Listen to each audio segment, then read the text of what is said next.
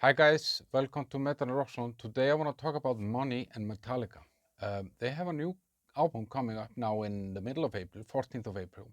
And in this video I'm going to explain you how they have made hundreds of millions of dollars on this album before it's even out.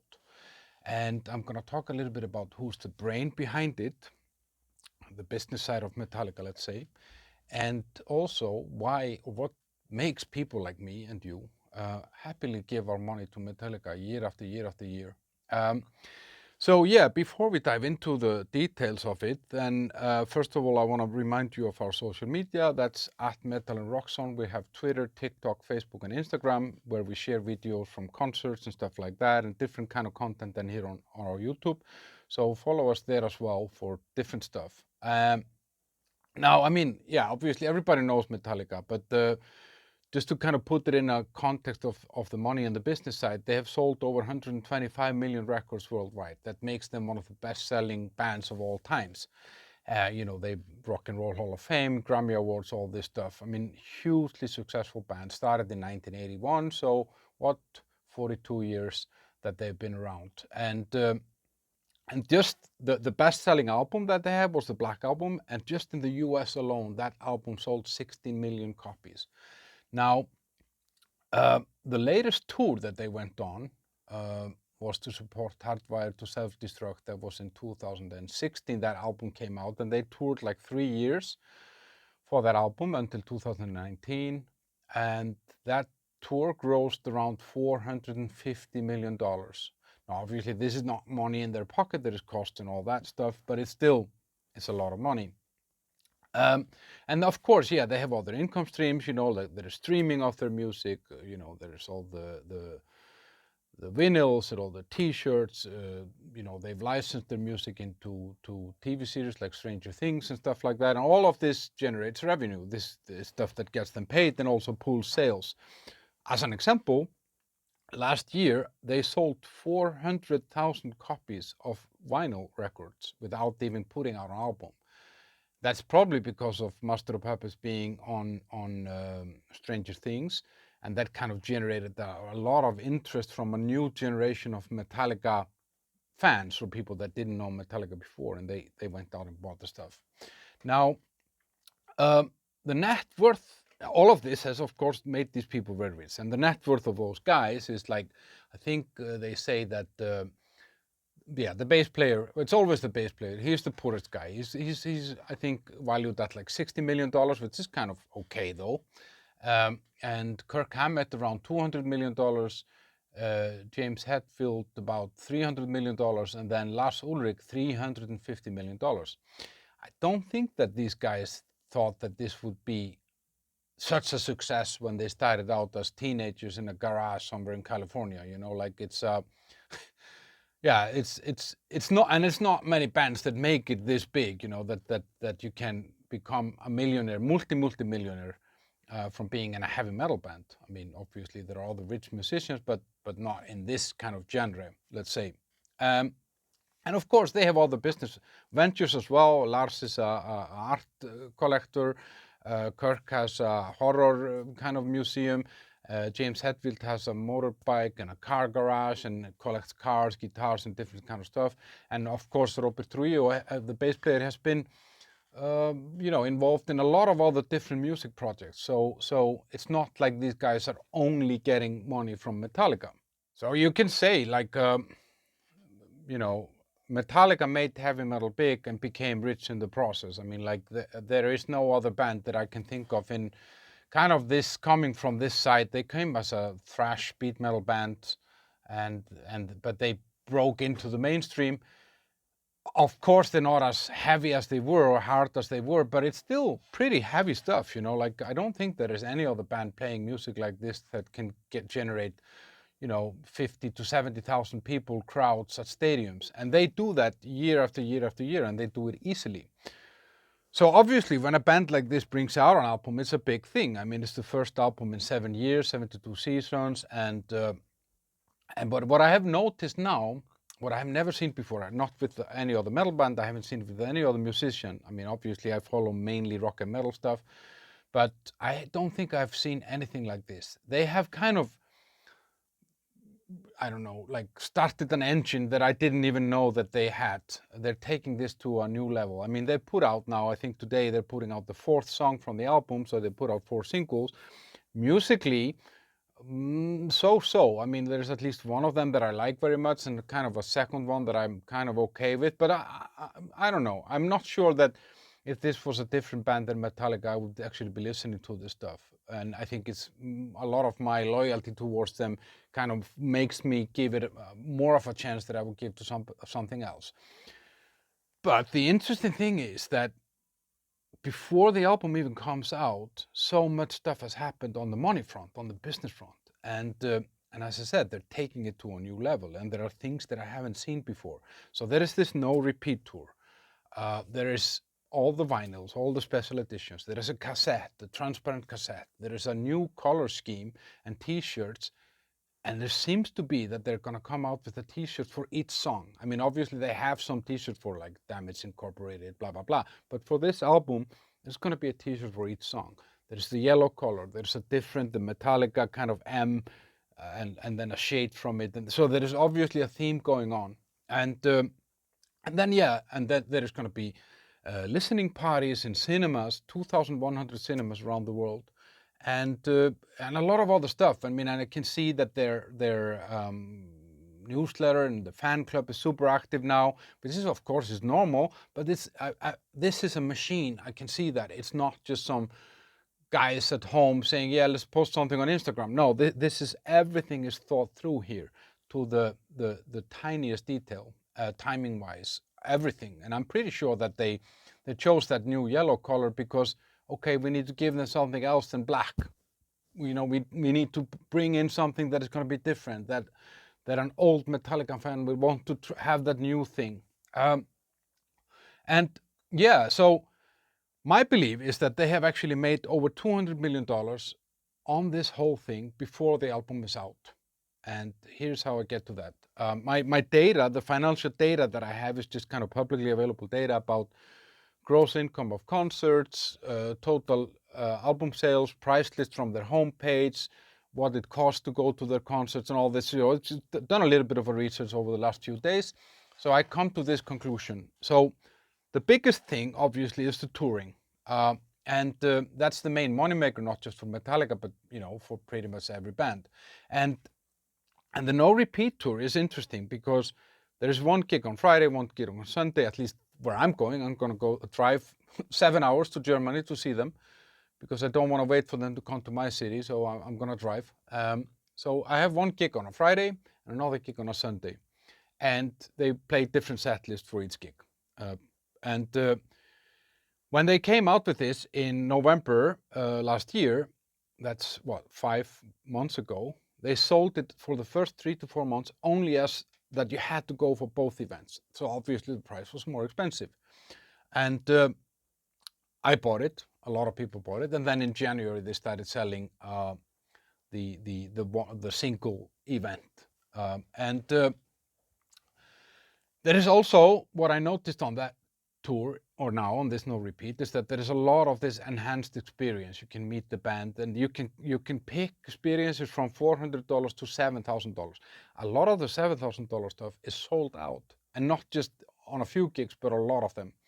So I was wondering, okay, so how much does this make then? It's 45 gigs, all in stadiums.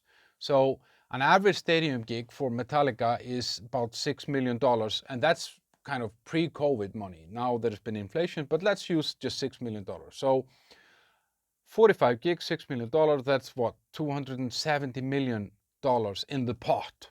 And they have probably now sold like 70% of the tickets. So that's $189 million already sold into gigs that Metallica hasn't performed for an album that isn't even out.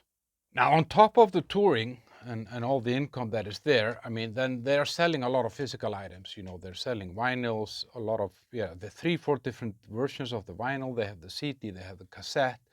There's a digital download, yeah, and a lot, you know, fucking key rings, whatever. And Surprisingly, as I said earlier, they sold almost 400,000 units of vinyls last year. I mean, last year was a kind of the year of the vinyl. A lot of people, I think, during COVID got back into collecting and stuff like that. So it's kind of having a comeback in some way. And it's so big that Metallica has actually bought a vinyl factory for themselves, because there has been an issue lately that bands are waiting too long for vinyl production.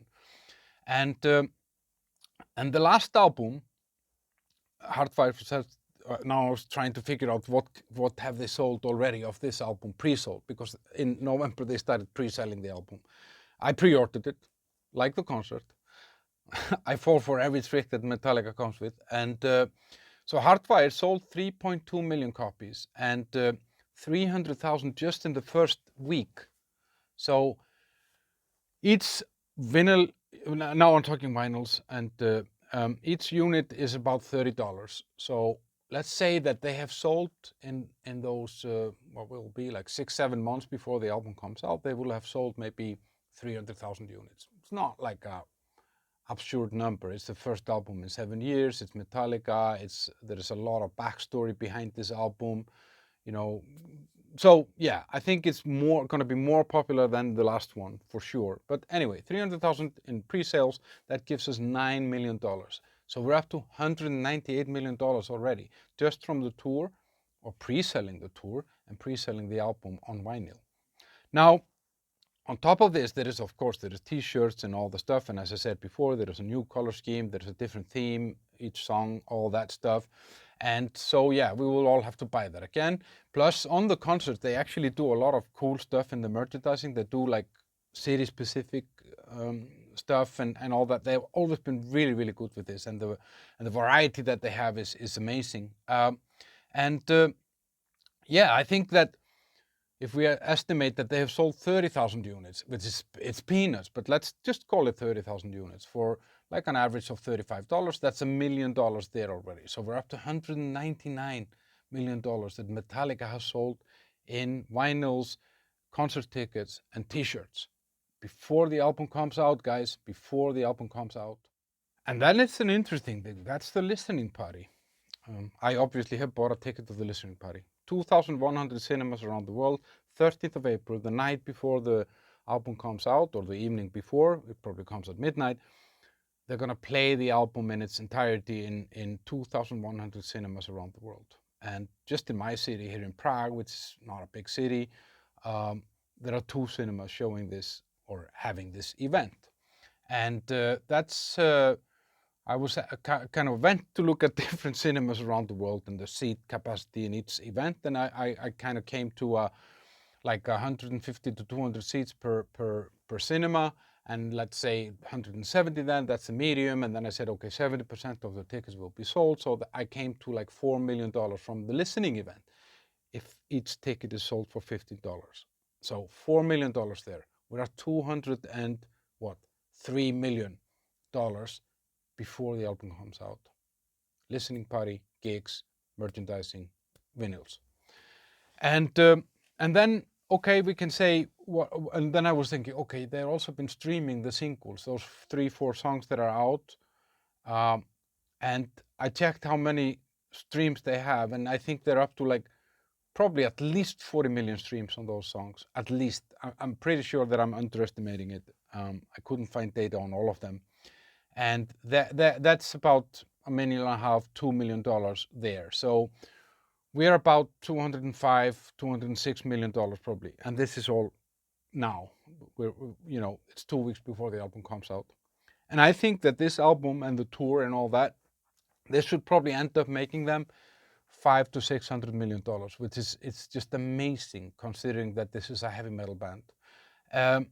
Now, on top of this, they're obviously also promoting a lot of other stuff. I saw that James Hetfield is coming out with a book called Messengers, which is the guitars that he is using. That's going to come out in October, and that's being promoted now simultaneously. So I'm pretty sure that they're using the buzz of this whole event of bringing out a new album to kind of promote whatever else they have going, makes sense. Now, as I said in the beginning, I'm curious, like I see myself, I bought the album, pre-ordered the album, I'm driving to Germany to see the concert. And if they then come later on the tour to my city, I will go and see them again. I've seen this band so many times, 15, 20, 30 times, whatever. It's one of the bands that I've seen the most. And I always will go, and I always feel fine about giving them my money, and I feel that other people do, and we forgive them. They've come with shitty albums, they changed direction, they broke the loyalty to the original fans. I'm a Kill 'Em All guy, but I still go and see them, and not just to see the Kill 'Em All song. I just like this band. I like these people because they're human, they're humble, and it looks like they're doing it for the fans. Like last concert I saw them, they stayed on the stage for like 15, 20 minutes afterwards, shook people's hands, threw them, guitar picks, and they were really engaging with the fans. They don't have to, but they do it. And everything I see, I've been watching Lars now on Danish television, and he's super, super excited about, we need to make sure that we don't play always the same songs. We need to give the fans a new experience, because he knows he's trying to sell the same people again and again and again, something that, we've all heard, all seen, but he has to wrap it in a different way, or they have to. And they change the game when it comes to these kind of audience experiences, snake pits and all that enhanced stuff, like I remember in like 2006 or something, but they were doing stuff that no one else had been doing, like they took residency in Copenhagen, I think like 6 days in a row, snake circular stage. It was amazing stuff, like, so they kind of keep reinventing these things, and somehow that makes us feel like either we're missing out if we don't do it. If I don't go and see them now, when they said no repeat, I was like, wow, how cool is that? Like 2 gigs.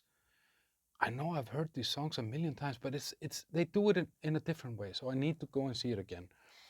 And yeah, they play a different game, and that's why they have gotten over $200 million already from us before they even hit the road, before they even put out the album. Now, the brain behind this, after kind of reading all the interviews and all that, and following this band for years, for me it's obvious how this band works. Like Hetfield is the kind of the riff master. Lars is the business master. They call him Lars Ulrich, and for good reason, $350 million, guys. He is Danish, and I think that's a key element. I used to live in Denmark for almost 5 years. These are some of the most creative and dedicated and best business people that I've ever met in my life. And I am an Icelandic. I'm supposed to not like Danish people because they colonized us, but I have to give them credit. The Danish and the Dutch are the best business people that I've met in the world. And I think Lars thinks these things through. He thinks about the fans. He thinks about how can we make money? How can we still let the people that are giving us money feeling that they're getting something back? And I think no band does that better than Metallica. I really look forward to, obviously seeing them, but hearing the album. I really, really look forward to hearing the album, because it's not every day that you get a new Metallica album. And I feel that there's been a lot of pressure put on them. A lot of other artists have come out with good stuff. Megadeth came with a great album. Ozzy even came with a good album. So, there's been a lot of good stuff coming out. And I think there is a lot of pressure on Metallica now, which they probably are the first people to feel. So I really look forward to it. But on the other hand, they will have gotten over $200 million before it comes out. So even though it's shitty, they will still make money on it. So yeah, I'm not sure, guys. If you know any other band that could do something like this, then feel free to let me know. I can't see it. Are you gonna go and see them? Am I missing out on something here? Did I forget something? Let me know. Subscribe, follow, like, and all that stuff. And have a great day. See you around. Bye-bye.